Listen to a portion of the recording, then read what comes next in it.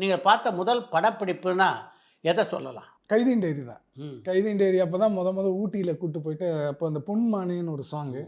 Cubbon பாட்டு. ஆமா. அதுதான் ஃபர்ஸ்ட்டு நான் அப்பாவுடைய ஷூட்டுன்னு பார்த்தது. ம். அதுக்கப்புறம் கொடி பறக்குதப்போ ஒரு தடவ என்னாச்சு, அப்போ ஸ்கூல கட் அடிச்சுட்டு 2 நாள் பிரேக் வேணும்னு சொல்லிட்டு நான் போயிட்டேன். ரஜினி சார் இத பார்த்துக்கிட்டே இருந்திருக்காரு. பார்த்துட்டு, "இங்க வா, நீ எத்தனாவது படிக்கிறேன்னு?" "ஸ்கூல் தான் சார், இந்த மாரி 5த் படிச்சுக்கிட்டு இருக்கேன்" அப்படின்னேன். "நீ ஸ்கூல்ல படிக்காம இங்க உனக்கு என்ன வேலை? படிப்பு தான் உனக்கு ஃபர்ஸ்ட் இம்பார்ட்டன்ஸ். ஓகேவா? தயவு செஞ்சு நான் இனிமே உன்னை இந்த செட்ல பார்க்கக்கூடாது. நீ கிளம்பு." என்னை அனுப்பிச்சு விட்டது ரஜினி சார் தான். அதான் நான் அவருக்கு இப்போ எந்திரன்ல அப்போ நான் ஞாபகப்படுத்தி சொன்னேன்.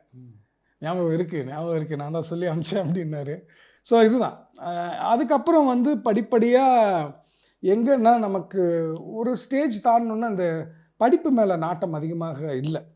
ஸோ அப்பா கிட்ட தான் போய் நான் உங்ககிட்டே நான் அசிஸ்டண்ட்டாக சேர்ந்துடுறேன்ப்பா, ப்ளீஸ் எனக்கு இதுக்கு மேலே எனக்கு ஃபோர்ஸ் பண்ணாதீங்க, ஸ்டடீஸுங்கிறத என் மேலே திணிக்காதீங்க அப்படின்னோடனே, நீ என்கிட்ட இருந்தேன்னா நீ ஒழுங்காக தொழில் கற்றுக்க மாட்டேன். நீ பேசாமல் இன்னொரு டாக்டர் யார் உனக்கு பிடிச்சிருக்காங்கன்னு சொல்ல, நீ பிடிச்சிருக்குன்னு சொல்ல, நீ நான் உன்னை அங்கே கொண்டு போய் சேர்த்து விட்றேன் அப்படின்னா இம்மீடியட்டாக மணிரத்னம் அப்படின்னு தான் வந்தது.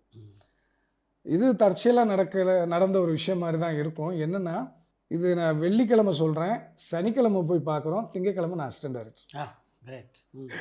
பம்பாய் தான் என்னுடைய முதல் படம்.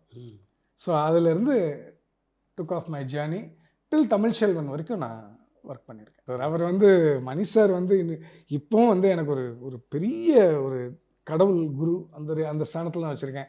இப்பயும் மனோஜ்னு கூப்பிட்டாருன்னா எனக்கு உதறும். அவர்கிட்ட இப்போ என்னுடைய படத்தோடைய டீசரை அவருக்கு போட்டு காட்டுறதுக்காக போயிருந்தேன். கிட்டு நடுக்குது. என்னையா? இல்லை சார், உங்களை பார்த்தாலே எனக்கு நடுக்கும். அதை நான் அந்த மாதிரி சார், நீங்கள் மனோஜ்னு ஒரு வார்த்தை சொன்னீங்கனாலே எனக்கு சிரிச்சிட்டாரு. அதுக்கப்புறம் அவர் கூட ஒர்க் பண்ணது it was a beautiful experience. அவர்கிட்ட ஒரு விஷயம் இருக்கா, காம்ப்ரமைஸ்க்கு இடமே இல்லை. ஏன்னா இப்போ டிஜிட்டல் நம்ம எவ்வளோ வேணாலும் எடுக்கலாம். அப்போ ஃபிலிம் ஒரு கேனோட விலை எவ்வளோன்னு தெரியும் இல்லையா? 400 ஃபீட்டு. காம்ப்ரமைஸாக ஆக மாட்டார். அவருக்கு திருப்தி வர வரைக்கும் ஒன் மோர் போய்கிட்டே இருப்பார். எதை பற்றி அவர் கவலையே பட மாட்டார். அதே மாதிரி பெர்ஃபெக்ஷனிஸ்ட்டு. அவருடைய தாட் ப்ராசஸே வேறு மாதிரி இருக்கும். அவருடைய விஷுவல் ப்ரெசன்ஸ் வேறு மாதிரி இருக்கும். ஸோ நிறைய அப்சர்வ் பண்ணி நிறைய கற்றுக்க முடிஞ்சது அவர்கிட்ட. ஸோ அப்பா சினிமா இதாண்டா சினிமா அப்படின்னு காமிச்சது, இவர் இது தாண்டா சினிமான்னு காமிச்சது மணி சார். இதுதான் சினிமா, இது தாண்டா சினிமா அப்படிங்கிற 2 வித்தியாசம் இருக்குது. ஸோ மணி சார் தான் என்னுடைய குரு.